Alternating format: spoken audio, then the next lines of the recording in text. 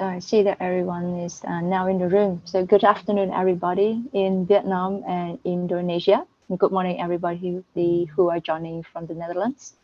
Welcome to the webinar titled Addressing Management and Control Strategy of Non-Communicable Disease in Indonesia. My name is Sam from Vietnam, and I will be the moderator for today's section. So before we start, I would like to ask if you can hear my sound well and see my video clearly. It could be good if you can react a thumbs up to this question so that we can start. Can you see my video and also you can hear me well, right? Okay, perfect. I see the response now. So thank you very much. And I think now moving on to the important parts of, someone is raising the hands. Okay, moving on to the important parts of today's session. So the webinar will be the first of a series of health-related webinars that NUFIC Southeast Asia will organize throughout the year. The health topics chosen are based on the priorities areas of the ASEAN Health Development Agenda and align with global health direction and trends. The priority areas of the ASEAN are interesting, promoting healthy lifestyle, responding to own hazards and emerging threats, strengthening health system and access to care, and lastly, ensuring food safety. This webinar will focus on health promotion and the management and control strategies of non-communicable diseases in Indonesia. NCDs, such as cardiovascular diseases, cancers, and respiratory diseases are the leading causes of death, and this is expected to increase in the future. We will also dedicate a part of this webinar to the Orange Knowledge Program OKP scholarship, which is eligible for certain short courses provided by KIT. To get more information and insights regarding this management and control strategy of non-communicable diseases, we will have two speakers for today.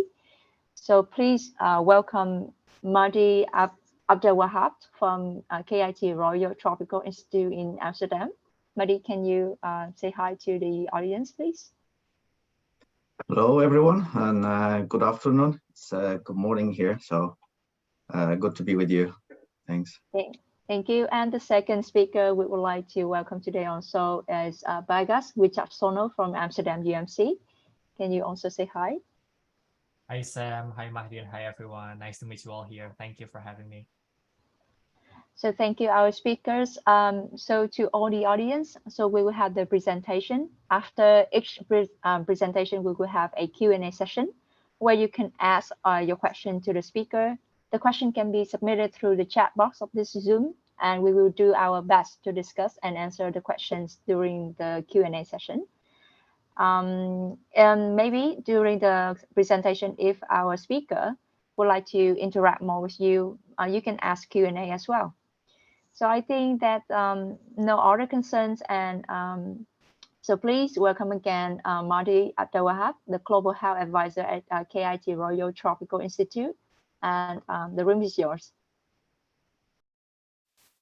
Thank you, Sam, and good afternoon again, everybody.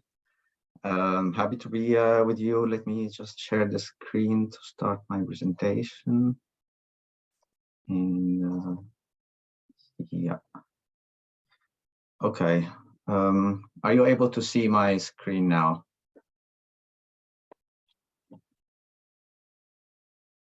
Okay, great. So yeah, when Adiba invited me to present about non-communicable diseases and this interesting webinar, yeah, it relates a lot to the course that I coordinate and teach at KIT, the Royal Tropical Institute, and I would introduce a little bit later the course. So the course is about control strategies for communicable and non-communicable diseases. So today we are focusing only on the non-communicable part, and I would be using parts of the introduction that we use in the first day of the course to introduce different concepts of the burden of non-communicable diseases on a global scale, and the control strategies and how to address them, why it's happening, and so on. So it's just like, bear with me, and feel free also to write down your questions in the chat in the meanwhile. And yeah, let me know if you have any questions. So non-communicable diseases, today I will start with the outline as just a quick introduction about the current health problems and trends, the disease, what is disease control in first place, and the approaches for that. So what is burden of disease, and how do we measure that? So there are two main, usually, measurements of burden of diseases, right? So number of death or mortality due to such disease. And recently also many publications are using the DALYs, which is an indicator that is measuring the disability adjusted life years. So how many years and how much disability people live with due to such disease. And there are indexes and a lot of complicated measurements and lists for each disease. That's usually context specific, so it's important to do that. So you don't have to measure it right now, but just to let you know what DALYs mean, because let's think about what are the biggest health problems worldwide. What do you think would be the top 10 causes for death? Anybody? I usually like more interaction in the class or sessions, so please feel free to just pop up and say what you think is the biggest. That's just one. You don't have to say the 10. Don't worry. One of our audience said that in the chat box, maybe respiratory diseases. Oh, someone else saying cardiovascular, diabetes, heart disease. We have 4 already. Any? Okay, so okay. You kind of said most of the list, right? So the biggest diseases according to the number of deaths. So we're talking here about the mortality part, are the ischemic heart diseases, stroke, lower respiratory infections, chronic obstructive pulmonary diseases, diarrheal diseases, and so on, right? And in that graph, you see them categorized according to communicable and non-communicable diseases and injuries, right? This was in 2018. Numbers there must be already different, but what we notice worldwide is that the mortality rates for communicable diseases are decreasing due to increased hygiene, increased awareness, and also treatment and advancement in healthcare, while non-communicable diseases are on the rise, right? And that's happening in all the countries, not only high-income countries. This is a nice graph that I usually like to present from the Health Data Initiative, and they are at the IHME. It presents the DALYs here. So here all the diseases are organized based on the size of the squares here, or the rectangles are the size of the DALYs in percentage to all the other diseases. And we see in 2000, this is 1990. So in the 90s, how big was the non-communicable diseases? They were comprising more than half of the burden, let's say global burden of disease.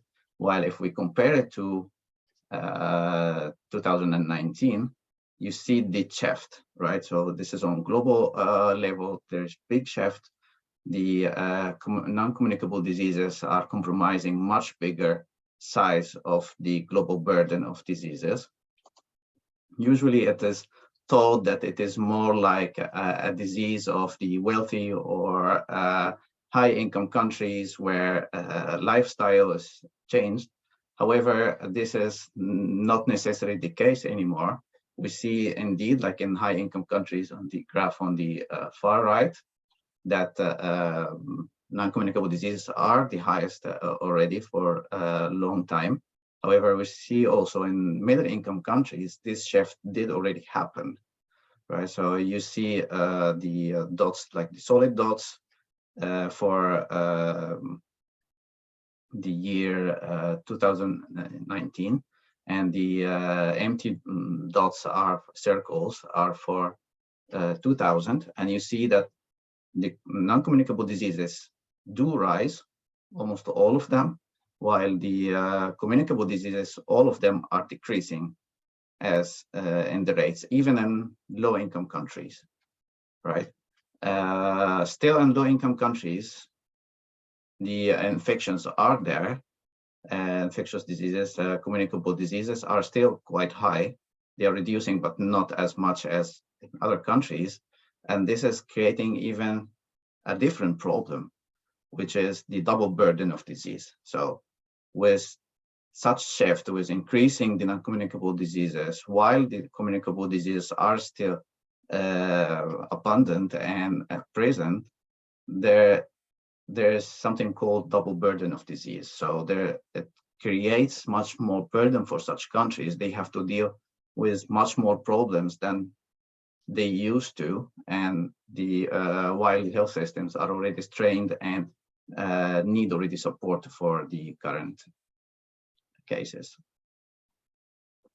So why is this happening? And just to explain some general lines of trends on how on global level trends are going. So people live longer and die in old age, which is a great thing due to a lot of advancements in healthcare and life and welfare in all countries. The burden of disease remains unevenly spread, so there is definitely inequities and inequalities in many countries, so between countries, between regions, but also within the same country. We see a lot of differences between regions, between urban and rural, between even the same city. In the same cities, we see big differences. Like there were reports explaining how in London, for example, in last years, there are 10 years of difference in the life expectancy between some neighborhoods and the others in the same city. So that's quite a trend globally, not only in low-middle income countries. And the other trend that we are focusing on today is the large groups of people who are suffering from non-communicable diseases, right? And non-communicable diseases usually come with comorbidities. They many times come together. So you have diabetes, then the same person might have hypertension or other ischemic heart diseases. So they kind of lead to each other in some way, and leads to further troubles, and they are chronic in nature. That's also another interesting something about non-communicable diseases that makes dealing with them different than communicable diseases. So what about disease control? What does it mean, right? So is it just buttons that we click and solutions that we just implement? And it is to some extent, yes, but it is today I will be only presenting the general kind of strategies. So they are only ways on prevention, the types of prevention, the thinking behind them, and so on. That mostly you might have heard of many of such things before, but I will try to introduce to the different directions. So disease control, just as what do we mean by that, is the ongoing operations or programs aimed to reduce disease, right? So we are trying to control the disease, trying to eliminate the disease or the health issue. In this case, this definition, of course, can also improve a lot than how it is. But it's just this is in simple words. What do we mean when we say we need to control such disease? And we can control diseases that are controllable, right? So some diseases we can't deal with, but others who have a lot of contributing determinants and that have a lot of underlying causes and factors, we can deal with them because we know what causes them and we should be able to prevent them. And there's a concept in public health called preventable deaths. So, and also a lot of indicators on how to measure that and quantify that. This example is from the Netherlands, where the research showed that 13% of total death burden is due to smoking, right? So we're talking here about the preventable death. So this is quite a huge number in the Dutch healthcare system and the focus. And smoking has been indicated as a big problem, although compared to many other countries, Netherlands doesn't have as high smoking rates. Right now, they are at 19% smoking rate in adults. Other problems such as overweight, little physical activity, excessive alcohol use, too much salt or low fruit and fibers intake, high cholesterol intake, and so on. All of these are basic knowledge, right? We all heard about them. I understand that many of you studied health sciences, are interested in health. That's I hope that's why you are here today. So I guess that's quite common knowledge that there are a lot of causes for such things, but quantifying them is also important, and the science behind how to put them in context and compare them to preventable deaths, know what is causing what and how they interact together is very important. So I showed some examples, but what do we know about the contributors or the what contributes to poor health and health inequality? So why people, for example, some people do smoke and others do not, or why people eat low fibers food. Yeah, so there is a whole science nowadays about also for many years have been with a lot of research on health inequities, and there are a lot of frameworks to study the social determinants of health. I know that there are some alumni here, and I hope you remember this framework yet. So the Ringe-Whitehead framework is one of the frameworks that focuses on determinants of health. And determinants of health are, in just a simple definition, are what factors or what life situations or context that affects and determines the health of people. So if we think about your characteristics, so personal characteristics like age, sex, other constitutional factors, comorbidities, or lifestyle factors, so similar to what we have been mentioning in the previous slide, or social community networks, so the support that the person receives from family, the peer pressure, for example, if everyone in friends group is going to eat fast food,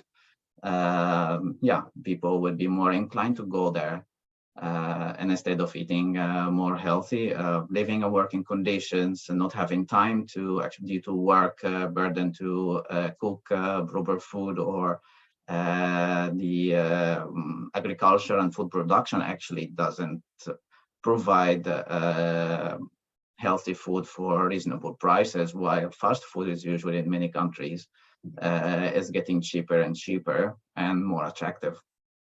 Then outer layer is the general socioeconomic status, so the poverty. Do people actually afford to get the healthy food that they need, or healthy diet? The culture.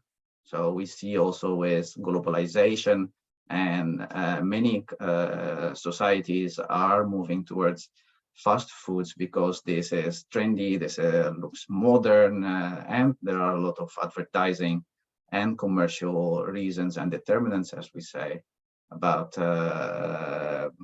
pushing people towards even taking it as a cultural thing, that this is good, or makes me look good, or in a social class or whatever. And lastly, environmental conditions. So the environment in general. So here we talk about climate change, but also about built environment. Does the physical environment in the country allows biking, for example? Are there safe roads for people to move and walk from one place or another? Are there green spaces where people can enjoy active physical activity and so on?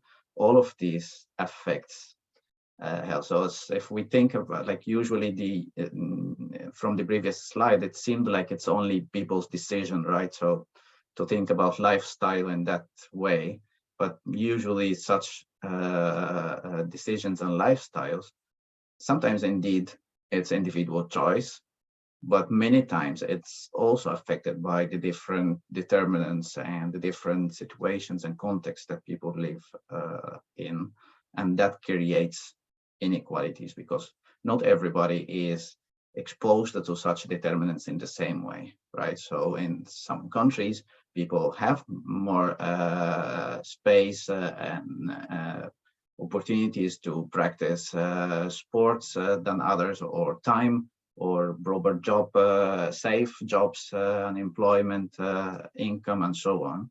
That for sure affects also the health, lifestyle, and health outcomes.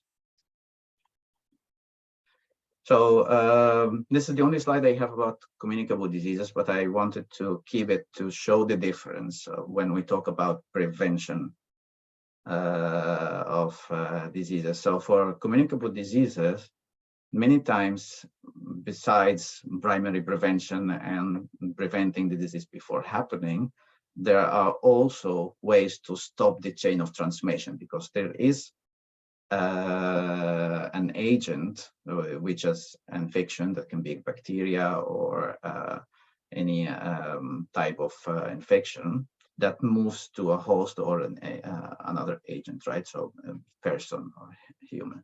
And there are ways to stop that. So if we talk about malaria, there are many ways to stop the exposure to the mosquitoes or prevent the breeding of the mosquitoes, right?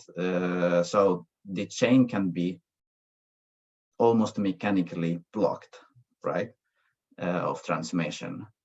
The other thing is that there are also immunization for many infectious diseases, which is different than what happens in communicable diseases. So communicable diseases, they are much more chronic in nature, and they develop over time. They develop due to many reasons that I wouldn't explain today, how the more physiological aspects of how it works. But just I guess you already know more or less how that does this work. But it is a more longer term, it's more chronic, and it's different than communicable diseases and how to control.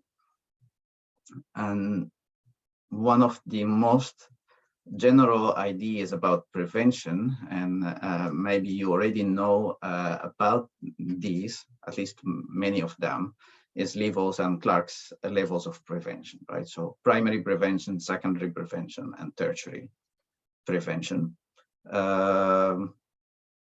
You might hear about that already, so I'll just be quick about them. So primary prevention just means preventing the disease before it actually happens, right? So avoiding its development in first place.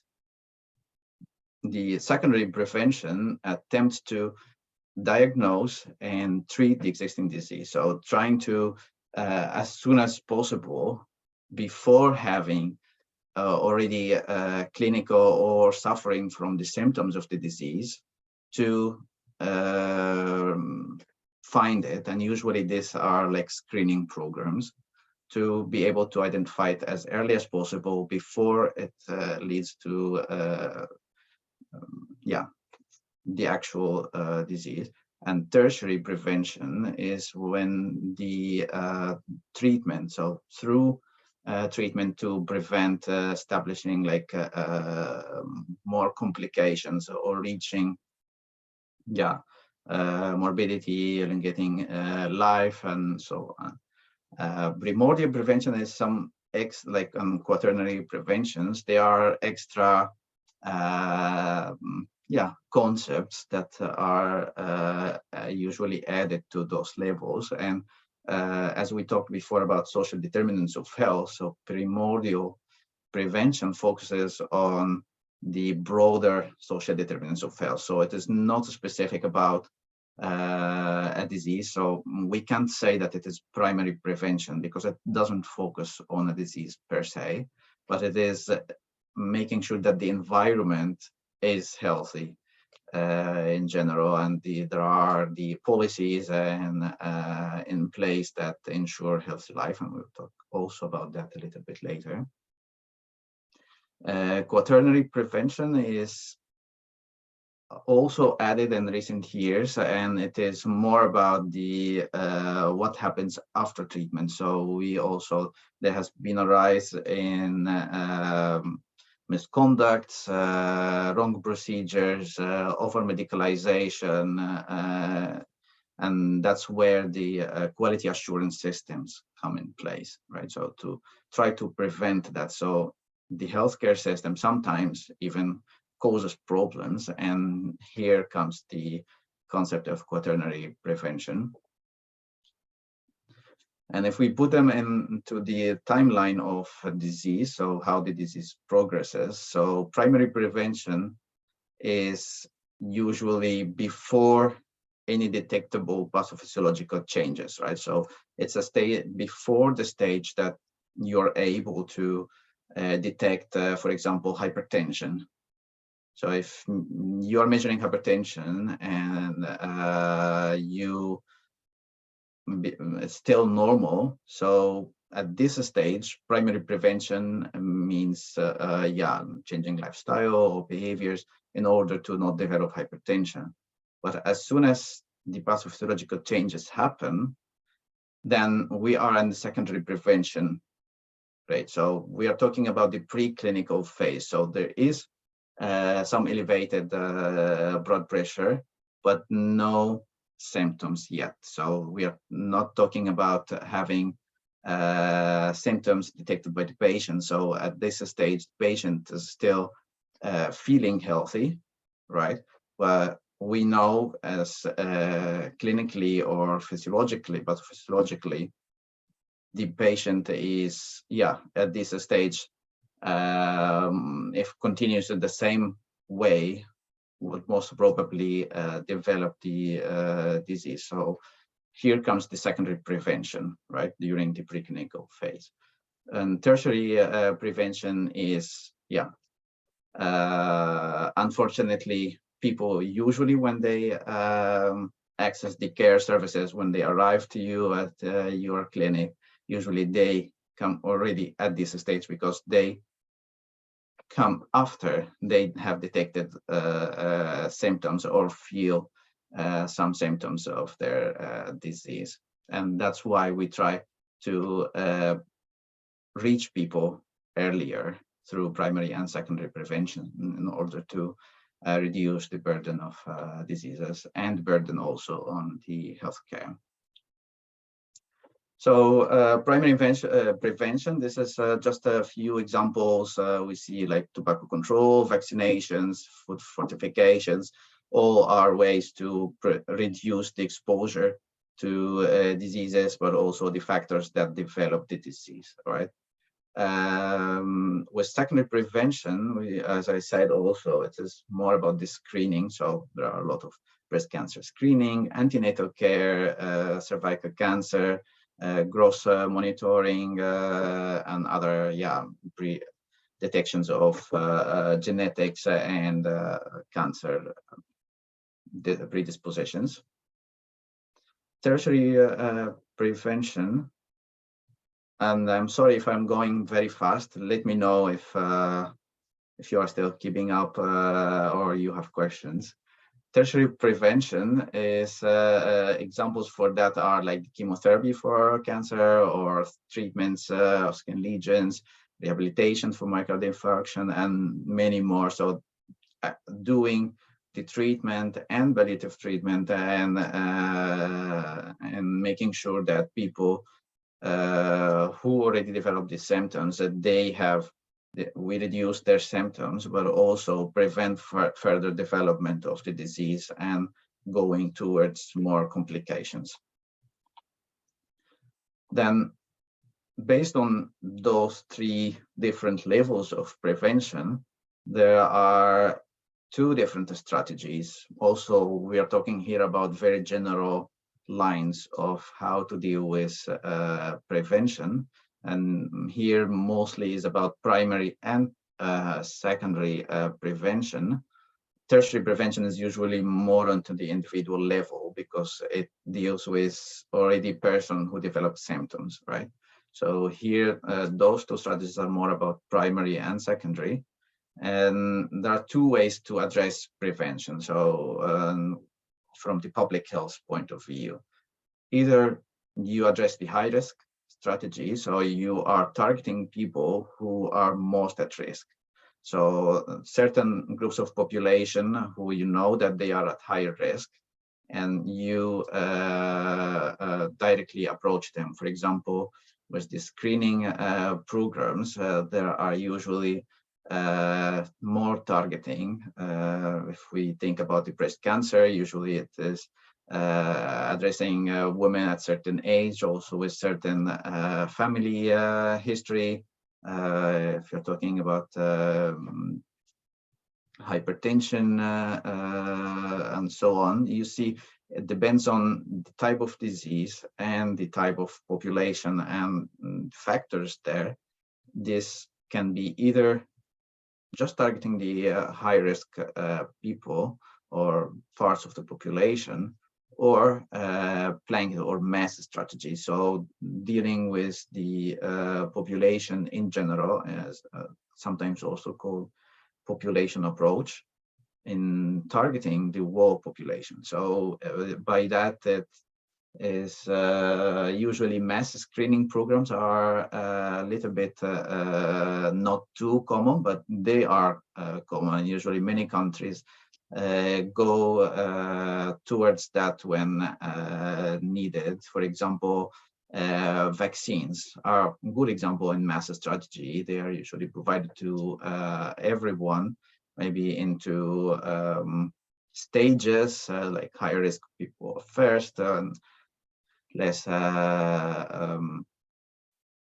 risk at later, but also treat like health promotion. If we think about activities for reducing smoking or healthy diet initiatives or healthy diet for children at schools, those are usually more of mass strategies for dealing with more people and are trying to reach more people. Both strategies have their benefits and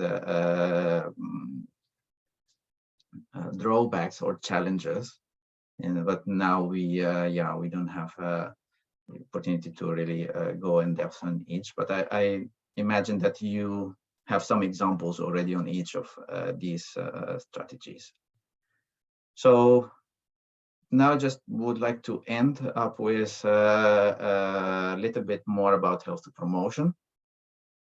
And health promotion is the process defined by WHO in the health promotion glossary, is the process of enabling people to increase control over and improve their health. So it is about people and about allowing them to improve their health. So it's not necessary us as healthcare professionals improving people's health. It's just allowing them to do so and increasing their control over their health. And I wouldn't go a lot in this history of health promotion, but the most famous charter, and that is the Ottawa Charter. Maybe you heard that before in the 86. It was called Health for All. And the most recent is the Global Conference in Shanghai 2016 on promoting health, sustainable development goals. Yeah, so it was called Health for All and All for Health. I wouldn't go in big details with the Ottawa. This is the Ottawa Charter, but I would maybe just explain the 3 pillars for health promotion, which are usually neglected, because health promotion, usually we focus on the awareness, right? So, which is only one of the pillars, the health literacy pillar. But most importantly, good governance and having the policies in place and strengthening the implementation and accountability of the health services and other sectors also, because health is not, as you saw in the determinants of health, it's not only just treating the diseases. There are a lot to do with roads, with environment, with work conditions that are beyond the mandate of health professionals. So we need to work also with other sectors in intersectoral collaborations in order to have healthy cities. And here by cities, it's not necessarily only cities, but like places that we live in. So where people live, there should be environments that are considered healthy, that allows health and allows people to get the best of it and enjoy their well-being. And at the end, of course, health literacy, which has always been the focus on awareness, increasing the knowledge, social skills, and allowing people to make informed decisions for their health. My last slide about the topic is with also one recent framework on something called people-centered health strategies, and people integrate. This is the integrated health human-centered approach framework. It's published by the WHO, and it incorporates 5 main strategies, and I just wanted to share them with you because usually, I find them very relevant to what we are discussing. And creating an enabling environment is in the center of such framework, because everything else should lead to having an enabling environment, as we just discussed. And the 4 other strategies are reorienting the model of care. So usually in many countries, the care is focused on secondary and tertiary care, but primary care are usually neglected.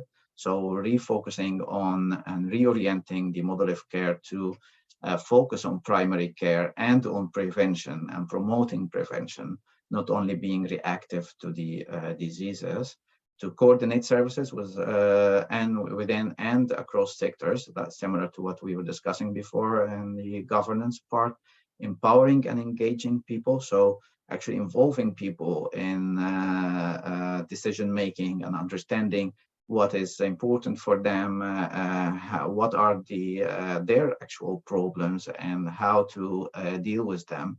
Also, that's why this approach is more called human-centered, and strengthening governance and accountability, also similar to the previous slide that we were discussing. Yeah, you can, maybe I can share these slides with you, and they have the links to such documents if you really would like to go in more depth into such topics. But for the time of our presentation today, not possible. I don't know if there is still some time for the presentation. I have just a little video to share. It's 1.5 minute video, but I don't know if this screen actually would allow that. And maybe you have seen this one before.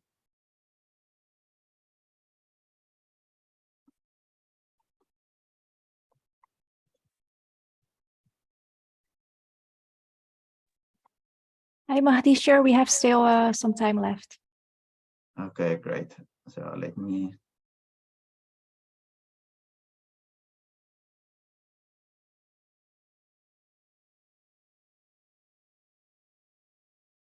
Are you able to hear the sound?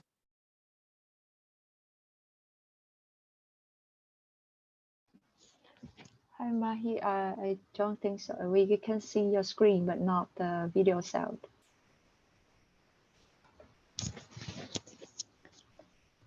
Hi, Mahi. Yeah. We cannot hear the sound. I mean the video sound. Yeah. We can only see. So I would adjust the means that I need to share again. Yeah.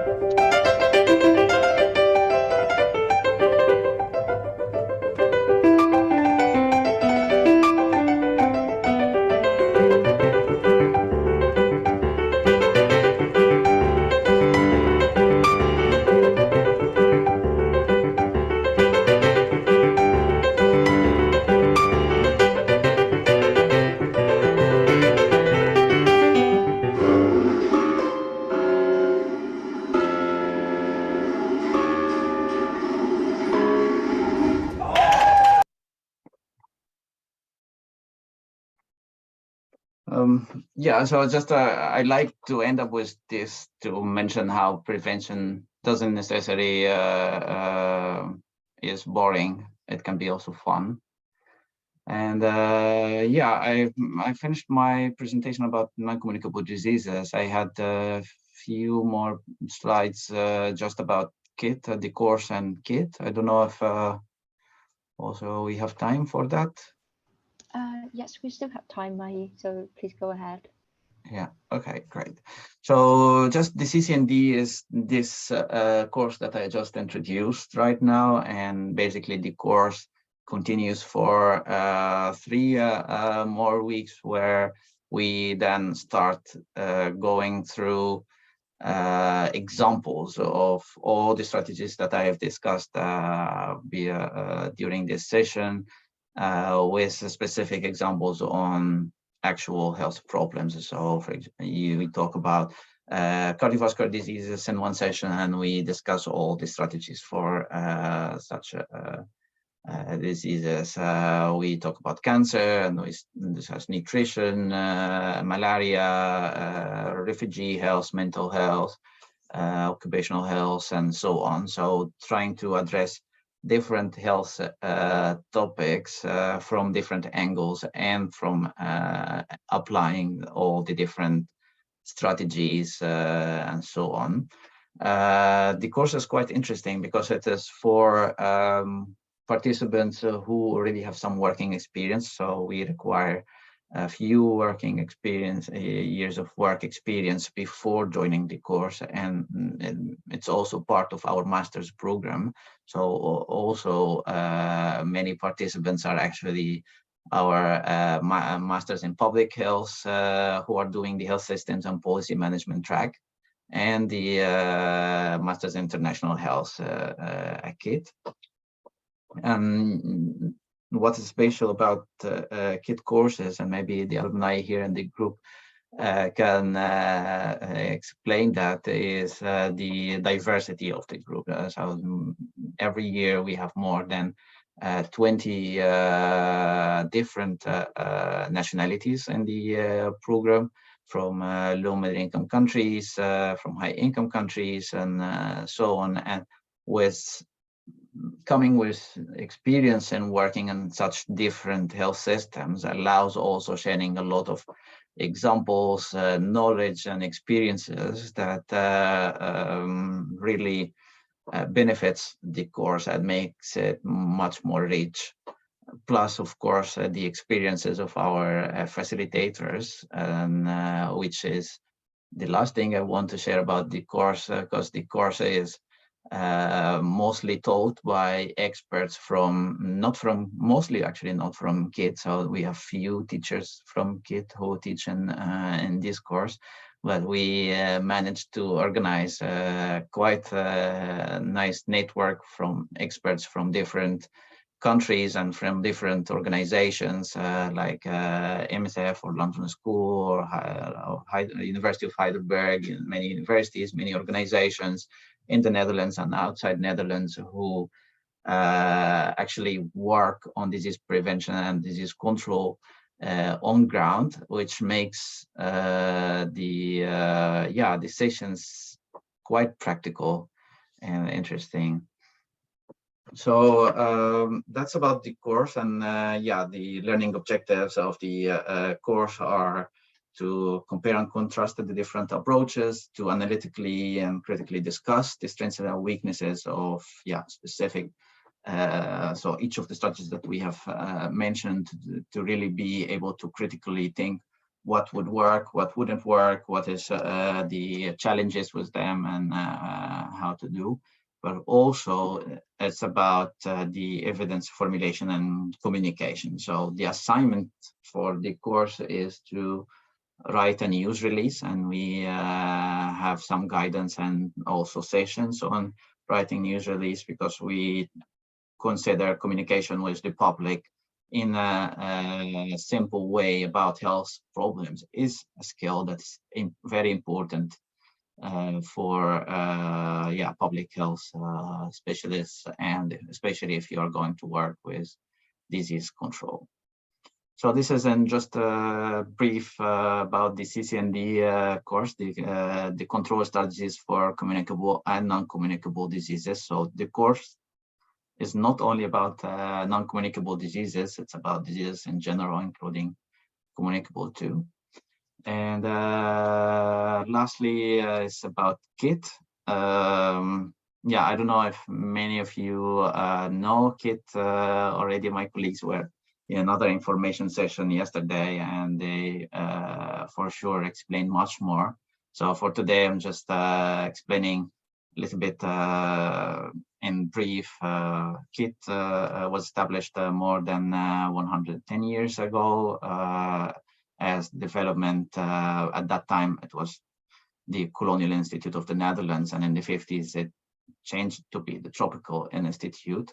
And the focus since the 50s is on development studies.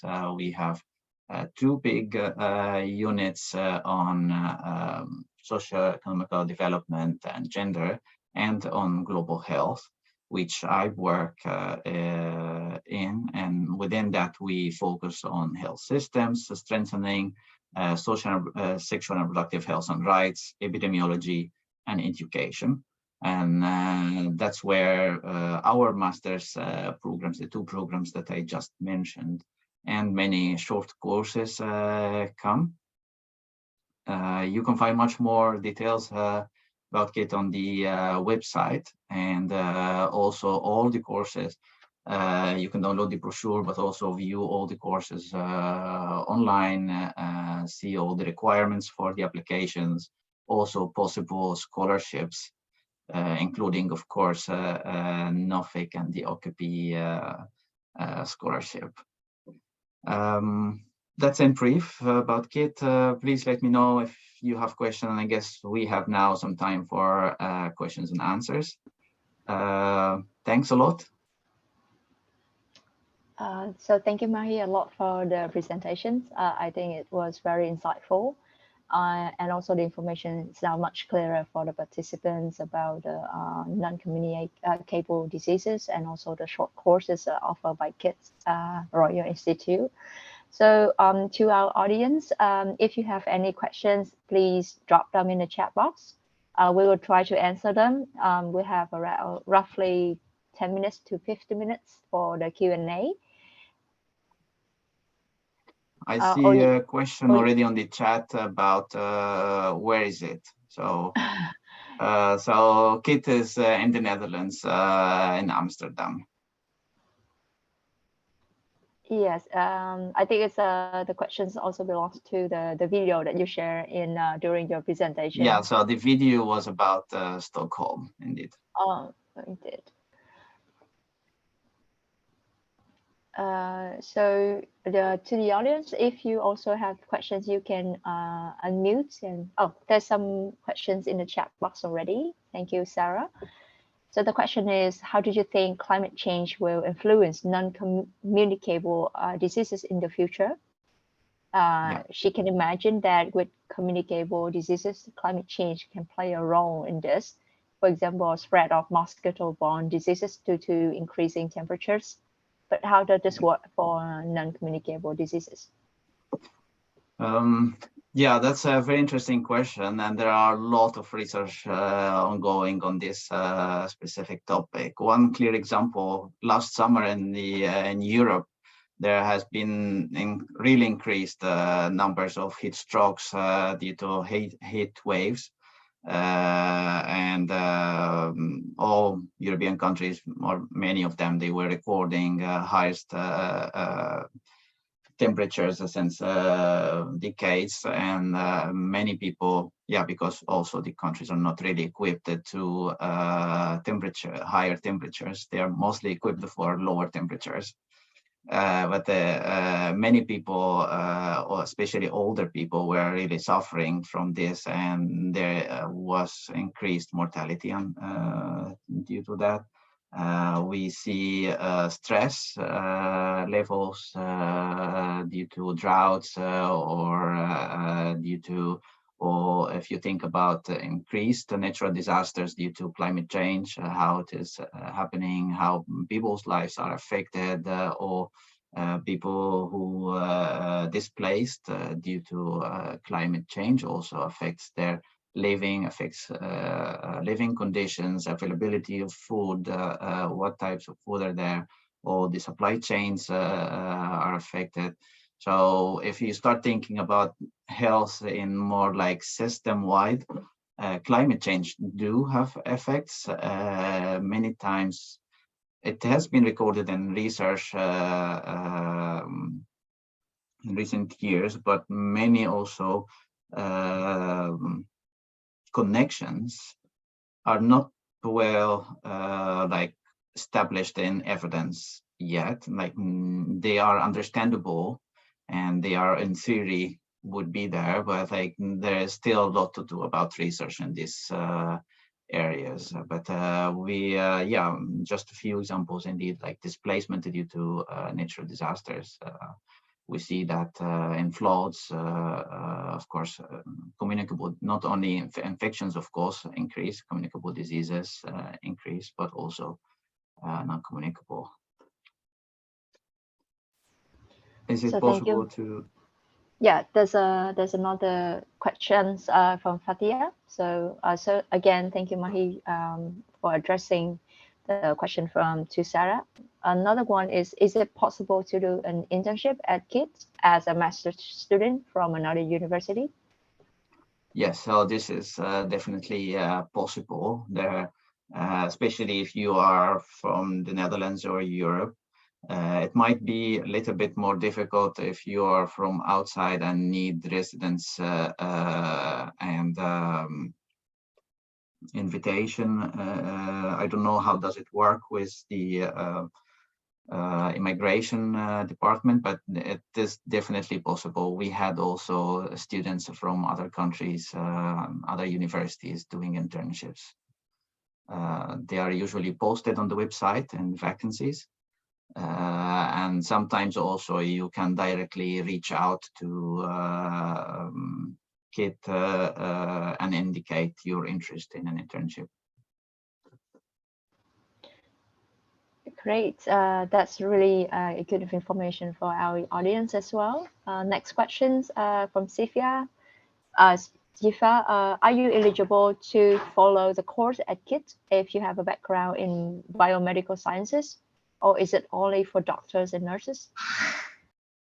Yeah, so you are able to attend from any background, especially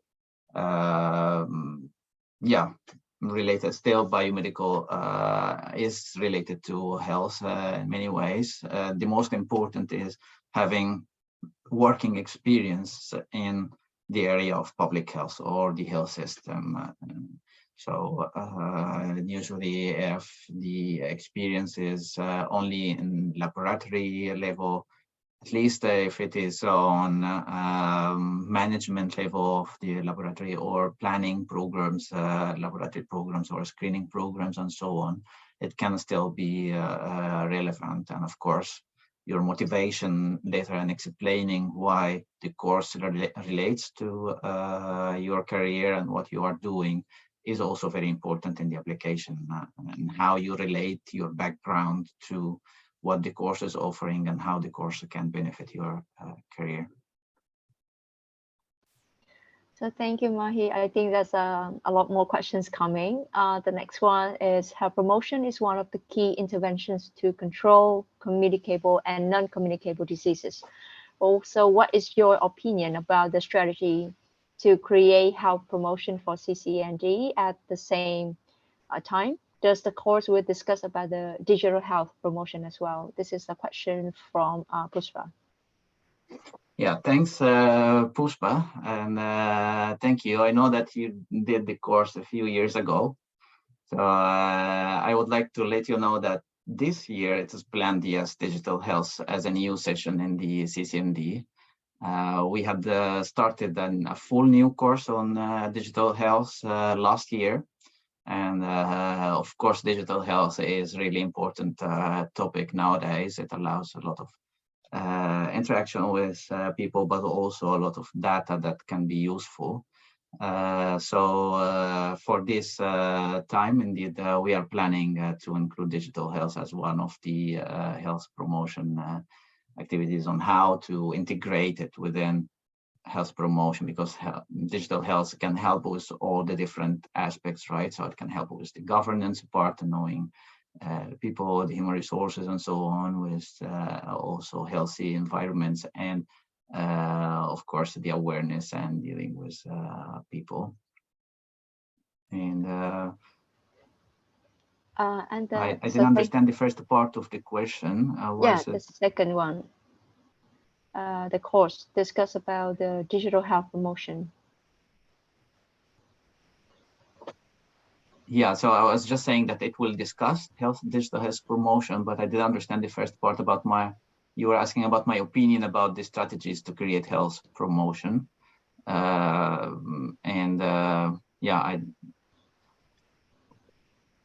My general opinion, it is complicated, right? So because especially working in intersectoral, because to create proper health promotion strategy and allowing a good environment does require dealing with different sectors, different partnerships, different factors. And we see that this is usually a big challenge for governments and even international organizations and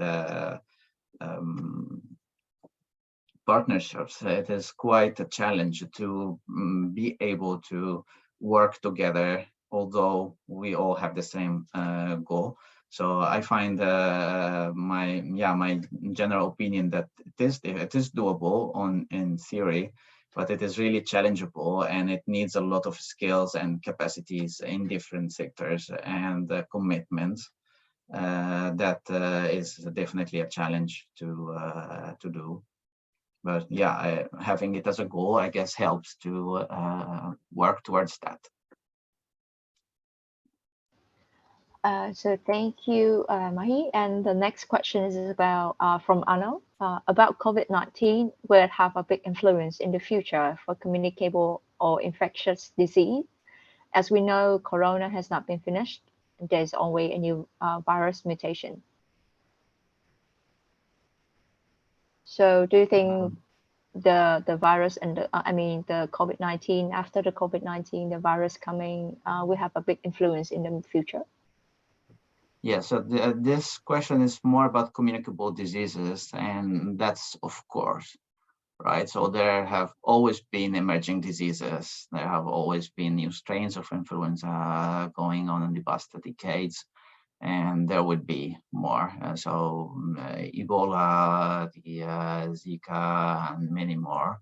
There are always new pandemics, and that's why emergency, like there is also big focus from a lot of countries and WHO. There are a lot of guidance now on health emergencies. So the 2005, and it was updated recently, WHO had the international health regulations, and it's abiding regulations that all countries should be working on. There's a lot of monitoring tools for it, and it's something that definitely is needs a lot of attention, indeed, and capacities within different health systems to be able to be prepared for such things to happen. Because COVID, as you said, it did clearly show that most countries, whatever they thought that their health systems are strong, were faced with challenges that they were not prepared for. Well, thank you. And I think that there could be the last questions to you. So for emails saying that, is there any scholarship at KIT for master degree? Yes, so I guess that's also what Nofik is doing. So I can refer you to Nofik, and maybe you would explain later. So OKP has a scholarship for our masters in public health. And there is the World Bank scholarship also for people from low-middle income countries. There is a scholarship from KIT itself, usually limited to very few places because it depends on the donors. And then there are also individual scholarships from different organizations and donors, depending on the situation, but those are usually the three scholarships that we receive most of our participants from, and many also are usually funded by their workplaces or employers. Yes, thank you, Mahdi. Can I also add on this question?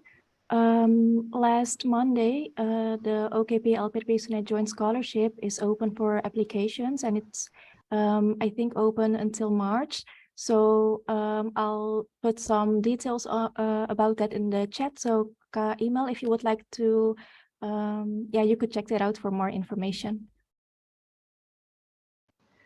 So thank you, Adiba, from Nuffic, Southeast Asia, for this information, and also thank you, Mahi, for of your enthusiasm into this session.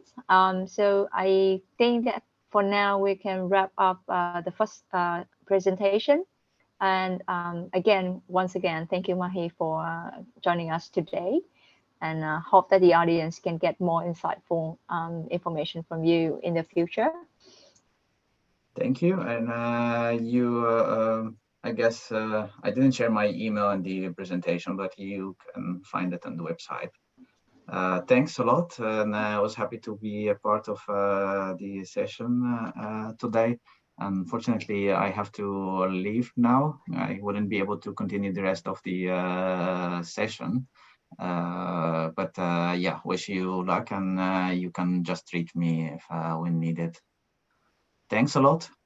Have a good day. Thank you, Mahi. Have a good day. Thanks. See you soon. So to our audience, for now, we will continue with the second speaker, and we would like to welcome again Bagas Wicaksono, PhD candidate from Amsterdam UMC. Bagas, are you here with us? Yes. Thank you. Yes. Perfect. And I think the room is now yours. Well, thank you, everyone. It's a great pleasure to be here with all of you, the participants and the network of the NUFIC Southeast Asia. So I would like to put some disclaimer that I am no expert in this field, but I would like to share my insights and experiences in the general practitioner's perspective about this non-communicable disease management in Indonesia. So a little bit about myself. I am a PhD candidate, started last year. So this is my second year, and my topic is about palliative care in Indonesia. So this is a care that mostly targeted to life-threatening illnesses, and usually those illnesses are the complication of the non-communicable diseases such as cancers or heart diseases or something else that is become very severe. And beside that, I am also a medical doctor and also a lecturer at Universitas Jenderal Sudirman in Indonesia. So you have introduced me as a PhD candidate from the Amsterdam UMC. So this is a hospital, a merger between two academic hospitals from the University of Amsterdam and also the Vrije University Amsterdam. We have 8 research centers, and one of them is the Amsterdam Public Health, which is where I am affiliated to. And we also receive lots of PhD students as well from Indonesia. Many of them are using this scholarship from LPDP, and also some of them are having this contract from the hospital themselves. So this is also an opportunity for you. If you would like to pursue a PhD program, you can also try to do it in our hospital. And yeah, so I am going to talk a little bit about the overview of the NCDs in Indonesia in general, and also about the control strategies that has been done by the Ministry of Health together with the health facility, and then how we manage the NCDs in primary care, and then the challenges in controlling NCDs. Also some initial findings from our research. So I would like to continue to the background of Indonesia. We already know that we have so many islands and 34 provinces, which is very big compared to other countries. And these geographical challenges put more difficulties in managing many diseases, including non-communicable disease. And our economical background is, although we are slowly entering the top 10, for example, in the GDP, but our GDP per capita is still in the top 100. If I'm not mistaken, it's about the rank of 99. So it still should be more considered about these financial concerns as well. And from the medical workers, we have GP as the majority of the medical workers, aside of the specialist or dentist. So 60% of the medical workers are GP. So we here puts a lot of effort in managing the NCDs together with other paramedics such as nurses and public health experts and nutritionists and some others health professionals as well. And what about the prevalence of NCDs in Indonesia? We already see from Mahdi's presentation that we have lots of diseases globally that is considered as NCDs, and in Indonesia as well, we have those diseases such as diabetes, hypertension, stroke, cancer, and some others that is always increased year by year. We can also see it in the basic health research or Riskus desk. From the Ministry of Health, we can see the graphic is gradually increasing. So this is indeed the future of a challenge in Indonesia. Another question would be, is it already controlled or not? That is maybe the question of the decade. So I think we already do lots of effort to make these diseases being controlled. but I think it should be more optimized in the future, since we already see in the slides that are about 85.5% of diabetes patients are not regularly checked. Even almost 10% of them were not treated well. So there are some of these patients, including the hypertension, stroke, and asthma, that are not very controlled. So this kind of condition puts them into something that is not very good for their quality of life, for example. And this is also these predisposing factors to a more severe form of the disease, such as the complication in other organs as well. So this could be something that we should think about. And also the risk factors that have been mentioned earlier, such as the prevalence of tobacco use in Indonesia is also pretty high. About 32% of adult population is smoking in Indonesia, and about 10% or so is also from another level of age, which is the adolescence.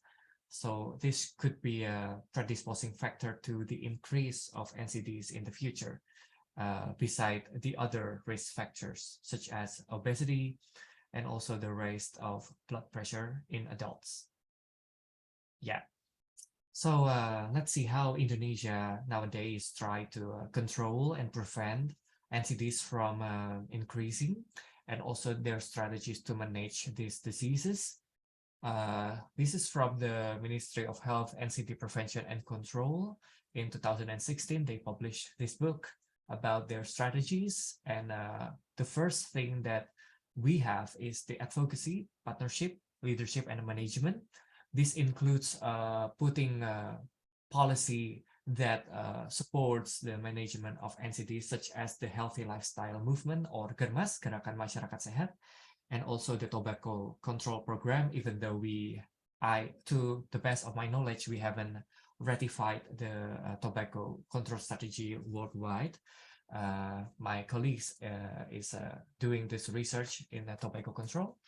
And also we try to include hypertension and diabetic management in the indicator of successful local governments. So if you, as probably the head of a region, for example, if you are controlling hypertension and diabetes well, it means that you are a good government, so something like that. So they try to put some of the indicators of NCDs into a good governance indicator. So this is a very good steps towards integrating the whole NCDs management and control strategies into the policy. The next part is about the promotion, prevention through the community empowerment. This is very much related to what Mahdi has already mentioned before about our strategy to collaborate and empower the community. And one of them is the Pospindu that I will explain later in the presentation. And the next one is about the strengthening of the healthcare services capacity. So for example, the NCD package management, including the medication or insulin, for example, are covered by the national health insurances. And the next one is about the surveillance and research. So our Ministry of Health is focusing on doing this disease registry together with the WHO, and also conducting research with academic scholars from different universities. So our country has already put lots of efforts in doing this. So let's see how they do Pospindu, for example, as a part of primary prevention and also secondary prevention. And also some other programs such as Prolanis and also PRB. Probably we already familiar with this term, but some of you not. So I would like to describe in more details in the next slides. So this is Pospindu, or Pos Binaan Terpadu, if I'm not mistaken. Is about the integrated monitoring and early detection of NCDs risk factors. So this is a kind of something like a facility that is maintained in the community. So this is a very grassroots based movement that is done routine and periodically with the help of the health cadre. This is a community health volunteers, which is very important in doing the Pospindu, and also Puskesmas or public health centers as the one that supervise the whole trajectory of the Pospindu. There are lots of activities here that's also a part of the promotion of health, and also trying to empower the healthcare facility and also a healthy lifestyle, such as aerobic exercises and also history taking of the risk factors, such as how is your lifestyle, what do you do for every day, what kind of food that you eat during your breakfast, lunch, and dinner. And also they measure the anthropometry, such as waist circumference and also body mass index and body fat analysis, and also some other measurements as well, including blood pressure and also simple laboratory checks such as blood glucose and cholesterol. For some Pospindu that has a more complete facility, have more supports, they can also use more advanced measurements such as peak flow meter for asthma patients, and also visual acetic acid inspection. This is some kind of a screening for cervical cancer. So Pospindu is very good in the concept of trying to capture the risk factor as early as possible in the community. And then if they found something bad, for example, in the laboratory result, they can revert it to Puskesmas or to a higher facility for future and further management. And this is like some kind of overview of the Pospindu in Indonesia.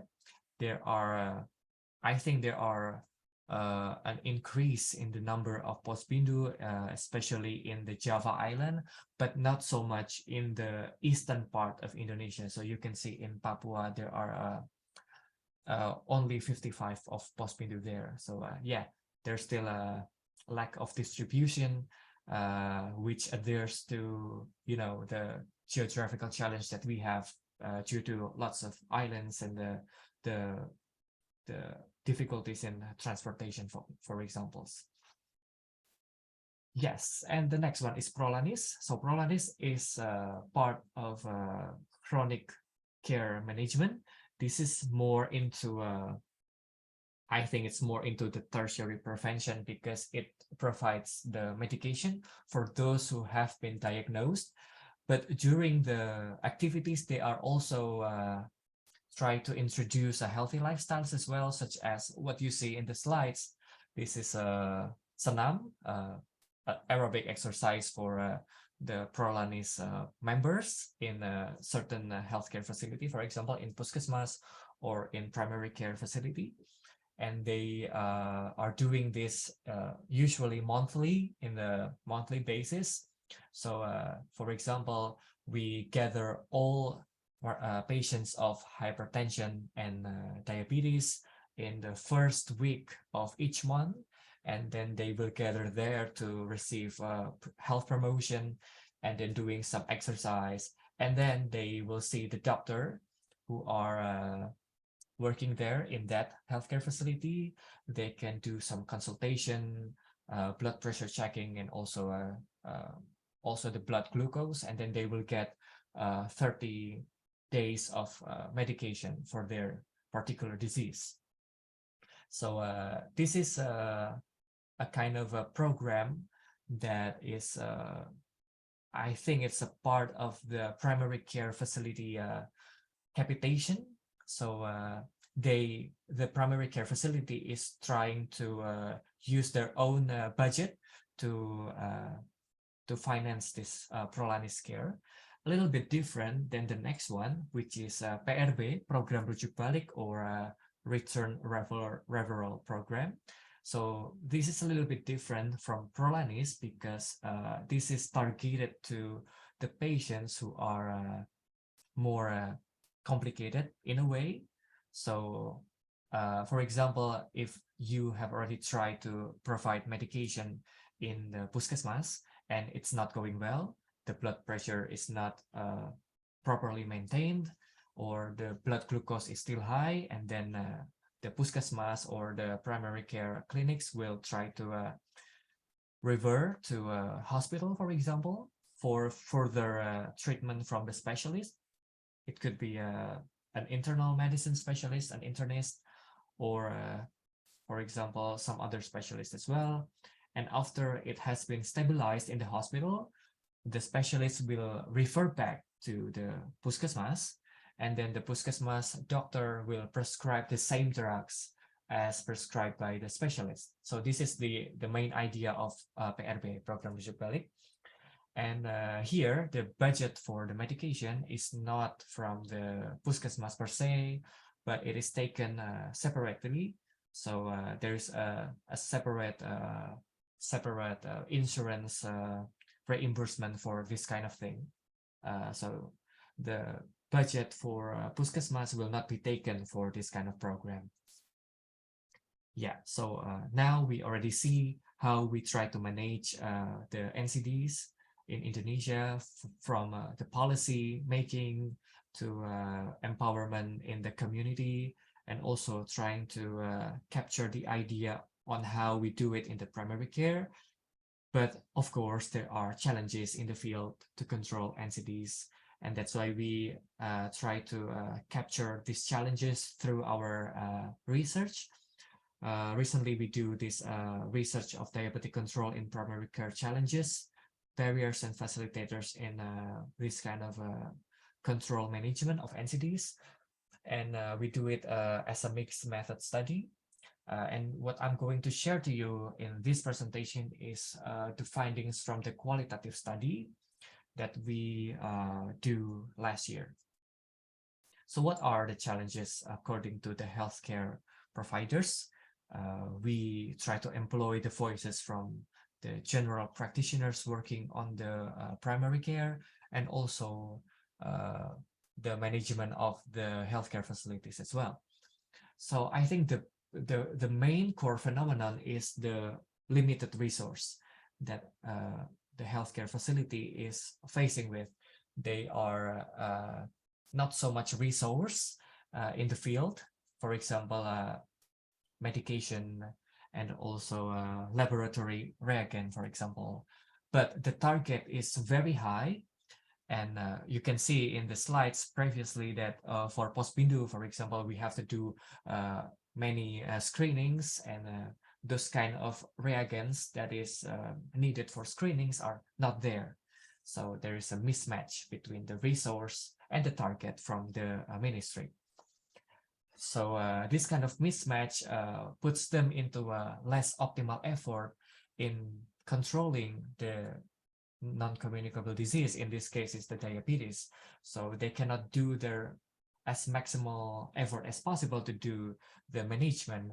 Then the patient's blood glucose is not very well maintained as the result.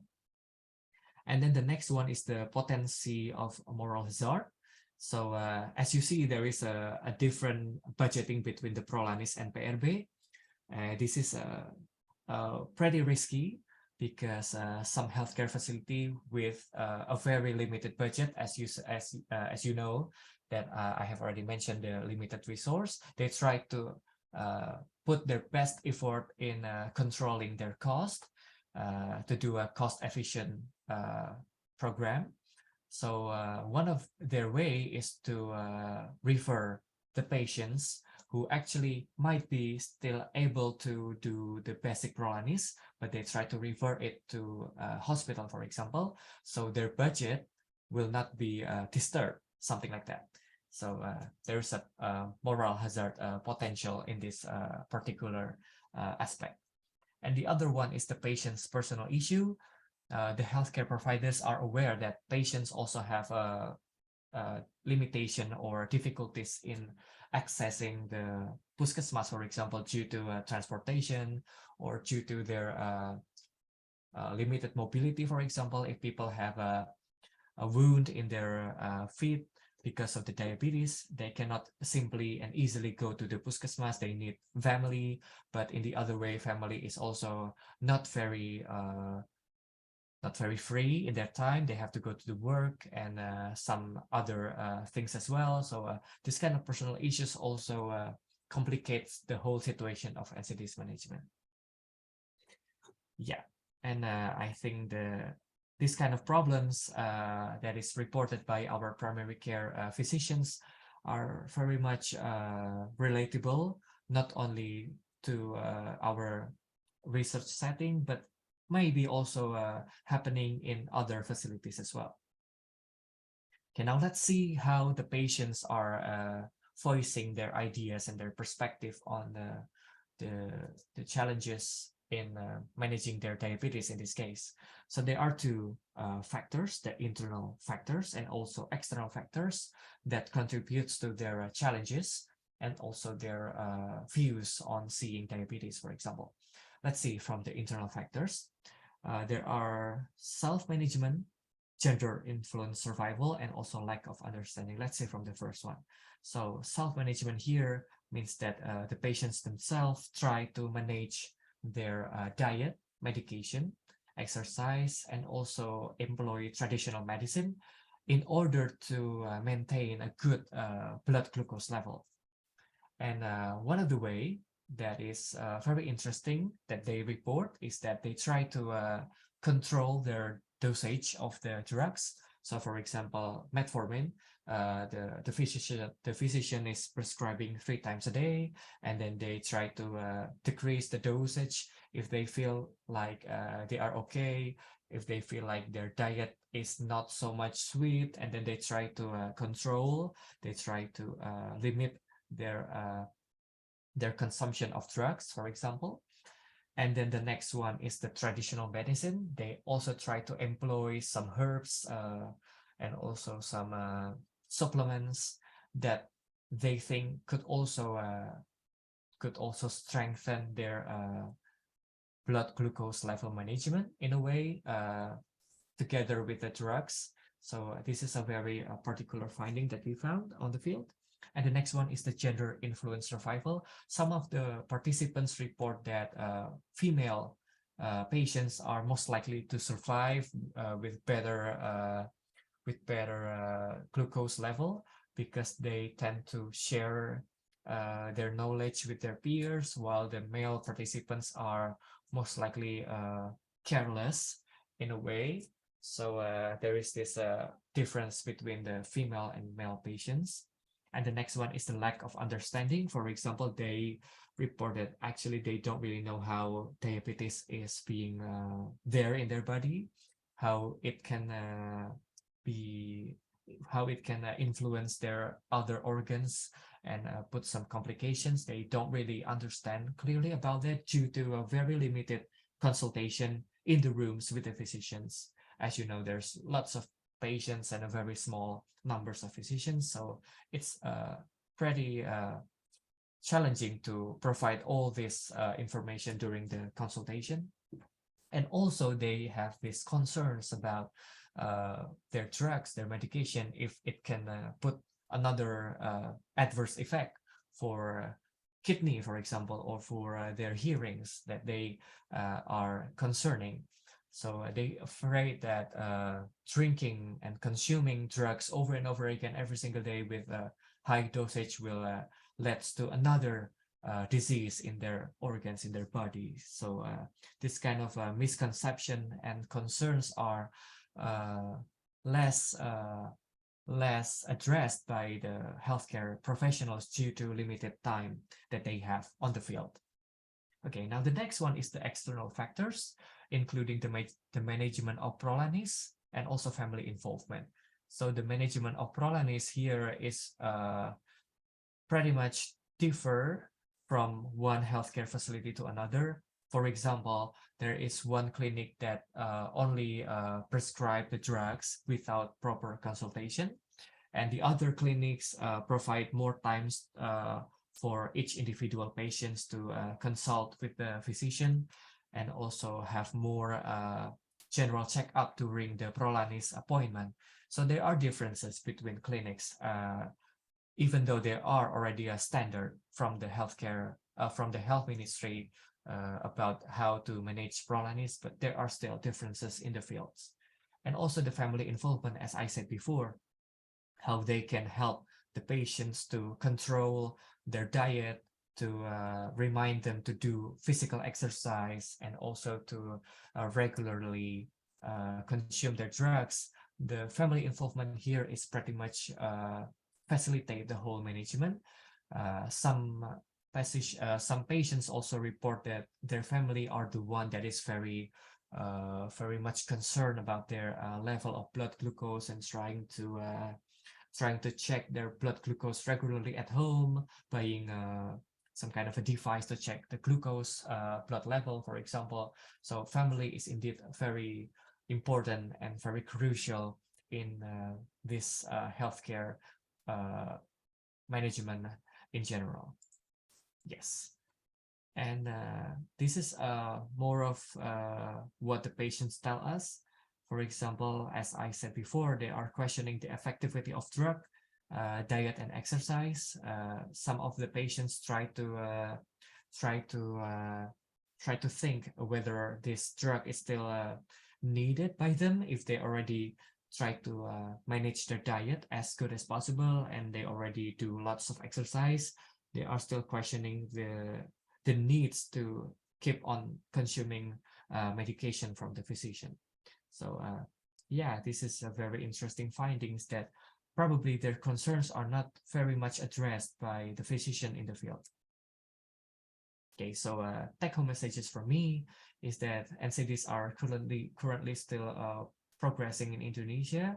So this is the future of the healthcare challenges in our country.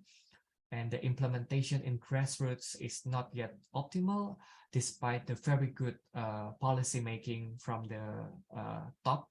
But it's very hard to reach the target and to achieve this the beautiful ideal standard in the grassroots. So we need more improvement in healthcare resources and managerial, including improving more and more numbers of healthcare workers in the field, and also try to invest more times in the consultation. And last but not least is the involvement of community. As you say, the community empowerment and also the family involvement is very crucial in managing the non-communicable diseases in Indonesia. And I think that would be the end of my presentation. And if you would like to have a discussion with me, I would like to hear your insights and also your experiences, and also any idea about how to improve the NCDs management in Indonesia. So thank you very much, and I would like to head back to Sam. Hi, thank you also for your presentations. And once again, to all the participants, don't forget to drop your questions. If you also could raise your hand to ask the question if you would like to speak lively to our speaker.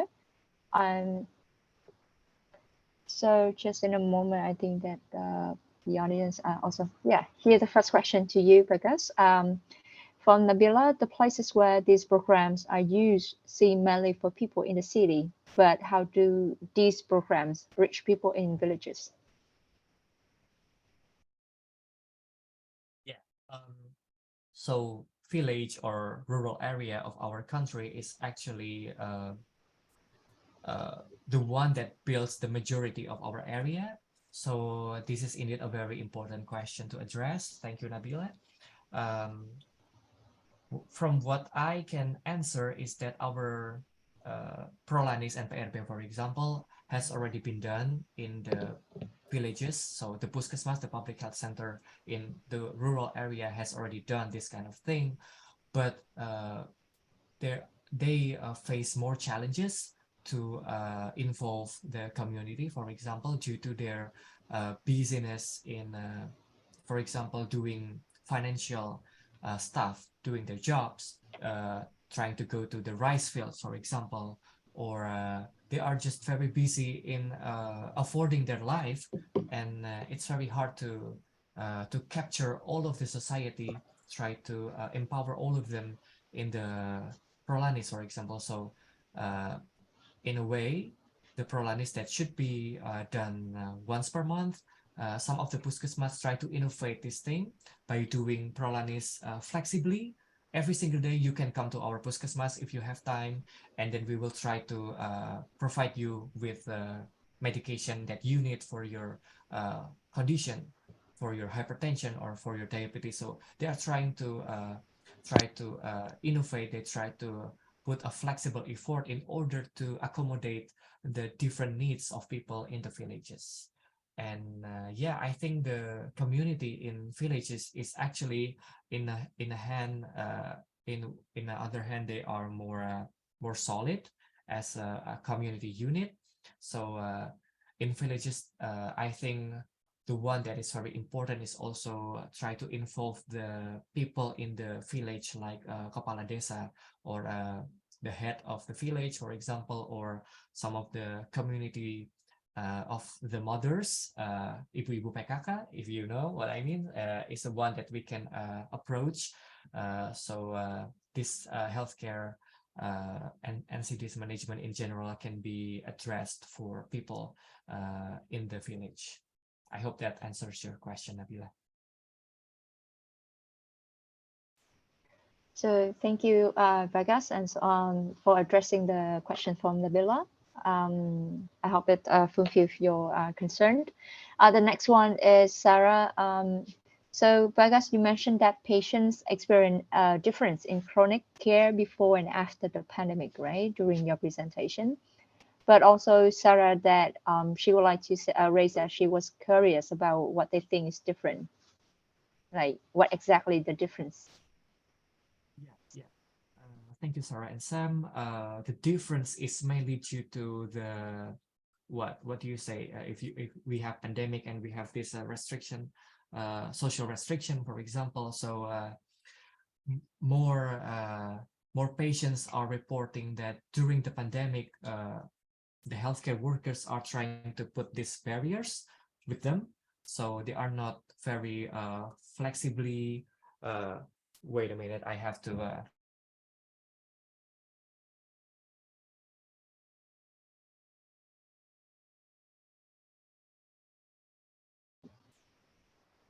Sorry, everybody. I think that's Bagas is having an urgent call, and he may come back in a few minutes. So, so please feel free, because we still have time for questions. So please keep raising the question in the chat box, and when he's come back in just a few minutes, and then we will keep going on with the Q&A session. Thank you. And yeah, so during the pandemic, the patients are reporting that they feel this kind of barrier, physical barrier, such as this glass barrier in front of them, and also a kind of social barrier from the healthcare workers. They are more reluctant to touch the patient. They are limiting their interaction with the patient in terms of time, and also some of the doctors only prescribe their drugs and not saying anything to the patients. Or worse, there are some other facilities that already prepare the prescription of the drugs, so they do not have to meet the doctors. They only get the prescription in the lobby, and then they go to the pharmacy. So this kind of differences that they are reporting is it's very sad to hear, because they feel that this is not the way it should be, and they want to have the old Prolanis back, the one that you can consult with the doctors and the one that you can share your concerns, or simply just ask if these herbs is okay, these supplements is good or not. Those kind of questions that they would like to address to the doctor should be facilitated during the Prolanisation, which is now, I think, is starting to improve due to the lifting of the restrictions. So hopefully, this kind of differences will not be there anymore in the fields. So thank you, Vegas, for addressing that. During your absence, there's a few more questions arise, so please take time. The next one is from Arno. So The annual publication was related to family empowerment on adherence to a low-salt diet in the older adults with hypertension, and the results showed that it was significant and clinically that the family played an important role in the implementation of hypertension management, especially in the older adult group. So Arnold planned to develop this study. So can you share the information about the research collaboration, if any available? If I understand correctly, your question would be about trying to involve family in the dietary management, including the low salt diet.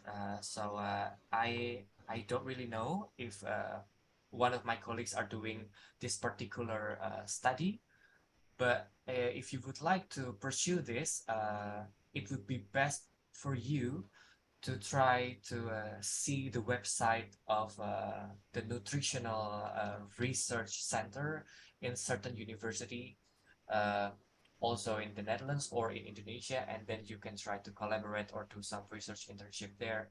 And I hope this will facilitate you in doing this kind of a very interesting study. I hope that is the right way that you meant. Thank you, Bagas. Next one from one of the audience, Ifa, one of the problems in primary in primary care is that patients lose their interest in monotonous education. So how can we keep them engaged? Yes, so this is also very challenging because, as you know, Prolanis and PRP only focused on two diseases, hypertension and diabetes. And if you always say about you should limit your calorie, you should limit your salt over and over again, it will be very boring and they will not come again.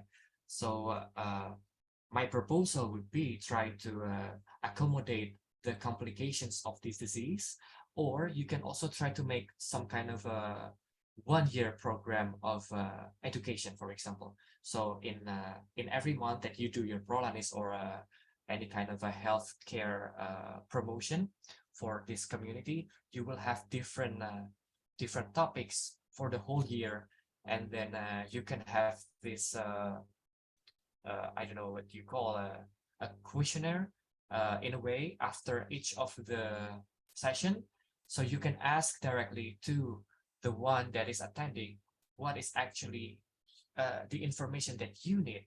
So we have this a very dedicated program like a curriculum, and we also try to address their actual needs on the field that is very different from one facility to another, from one area to another. So hopefully this kind of a very tailored way of education would be satisfying for the society and not so much boring anymore. And I think the next part would be trying to be more interactive, like putting some games or giving some kind of a small merchandise or gifts, because people like gifts, right? So that's one of the way to increase their involvement in this kind of promotional activities. Well, thank you, Bagas. That's very insightful. So I think that we can move on to the next questions. And also thank you, Sifa, for the question. The next one from, sorry if I saying your name wrong, Dui. So what do you think about a strategy that can addressing obesity in children? Since Indonesian Nutritional Status Study, SSGI, recently updated data about obesity prevalence in children is on the rise. Yeah, and also if you following the latest social media news, that there are a very obese kid was recently found due to their consumption of sweet condensed milk. And I think an important factor of this phenomenon is the education and understanding of health in mothers and also grandmothers. So if you would like to improve their their understanding in what is a good diet and how to keep the child in a good graphic of the development of the child.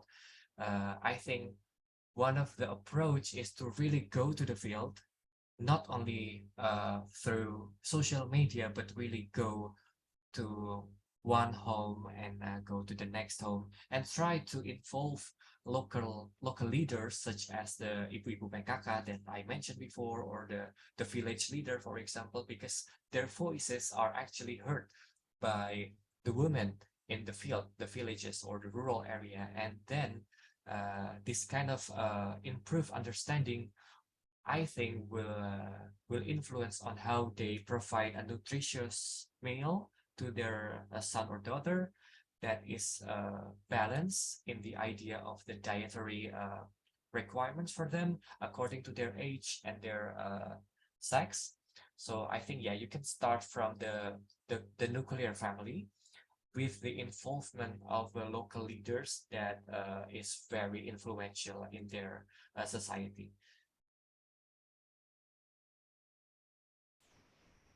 Thank you, Vegas. Interesting.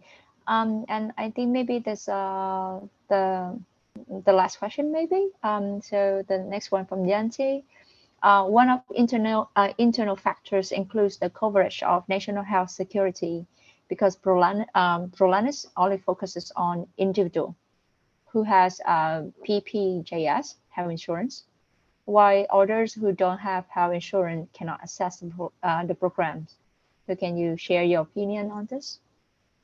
Yeah, I think the health ministry and also the health insurance agency is trying their best to increase the coverage of the insurance. So we are trying our best to have this universal health coverage, and this is one of the way to answer and to address this concern. But the other way is trying to use the social security funds of every districts. So a region or a city usually has this kind of a social department in their area, and those kind of funding can be used to finance the individuals who has not been insured. And the other way is actually it's actually very important, is the charity organization.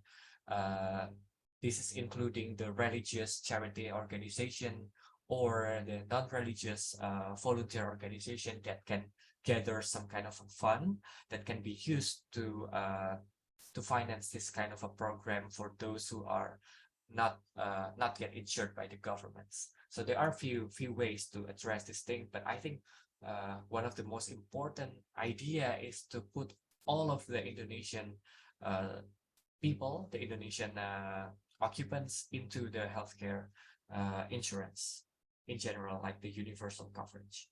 And maybe one more question, Sam from Hesti. From Hesti, I think that it relates to the previous questions about Prolanis health insurance. Yeah. Hesti is mentioning about the WhatsApp groups of Prolanis. I think this is one of the very interesting way to try to engage with the Prolanis participants in order to keep in touch with them and also have a good control towards their diseases. And I think this is very tailored to our nowadays situation with the whole social media. I think it's a very good idea. Thank you, Hesti. So I think that Bagas already addressing all of the concerns here. So may I ask, is there any other questions from our audience to him? If this is the last one, so I think that we can wrap this up. So thank you everybody for your active participation during the webinar. We hope it was very insightful for all of you. In case if you have any more questions about the OKP scholarship, so please find more information in the link at the chat box that Adiba will share with you. Thank you. Or you can send an email to our scholarship officer at NUFIC. Once again, on behalf of the New Fitness of Southeast Asia, I would like to thank you, Bagas, and also to Mahi, unfortunately, he's not here anymore. And as well for sharing your in-depth knowledge with us.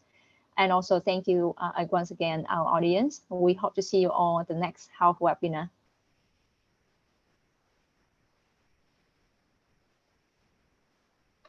So once again, thank you, Bagas. And also thank you everyone for joining today. Adiba, would you like to have any others to share with the audience before we can finish the webinar? No, I think you mentioned everything. If anyone is still interested in the scholarships, then please go to the site that I've left in the chat box. We also have some, for other questions, you can also visit one of our student counseling sessions from Monday to Thursday via Zoom. And all the information is on our social media. So hopefully we'll see you there if there are questions. And thank you as well, Mas Bagas, for your insights and knowledge. Once again, thank you everyone, and have a nice evening for people from Indonesia and Vietnam, and for the people from the Netherlands. Have a nice day. Thank you. See you.